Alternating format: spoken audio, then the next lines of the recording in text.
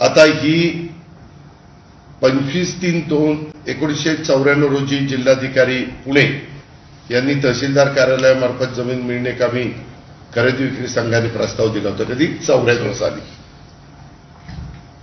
नंतर चौथ्या महिन्यात म्हणजे पुढच्याच मार्चला प्रस्ताव दिला. एप्रिलला ग्रामपंचायत मिळत होती. त्यांनी शासकीय जागा मिळवा ठराव मिळावा असं मागणी आम्ही म्हणजे संघाने केली. 15/4ला विषय नंबर 7 मध्ये ती 5 एकर जागा देण्याबाबतचा ठराव झाला. कारण ग्रामपंचायतीच्या हद्दीत जागा पाहिजे असेल तर त्यांचा ठराव लागतो.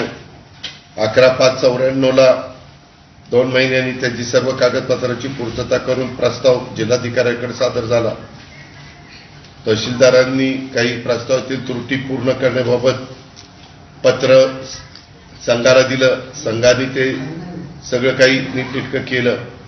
त्या त्रुटी पूर्ण केल्या आणि साधारण त्यांनी पर्यायी जागा उपलब्ध करून देण्याबाबत तहसीलदार यांचे पत्र संघाला मिळाले.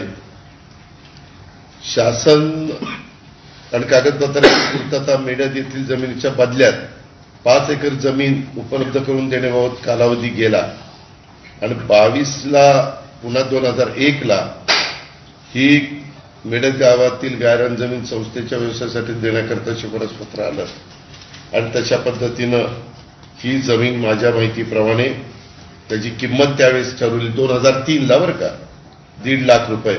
तुम्हालाही माहिती आहे की त्यावेळेस जमिनीचा दर काही एवढे नव्हते तिकडच्या आणि तिथं तर मला वाटतं कमरे एवढा खड्डा होता.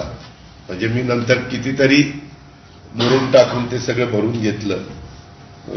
संघाला मदत केली होती मी त्यावेळेस आणि त्याच्या संदर्भामध्ये मग त्यांनी ताबा पावती 2003ला 5व्या महिन्यात दिली संघाच्या नावाने.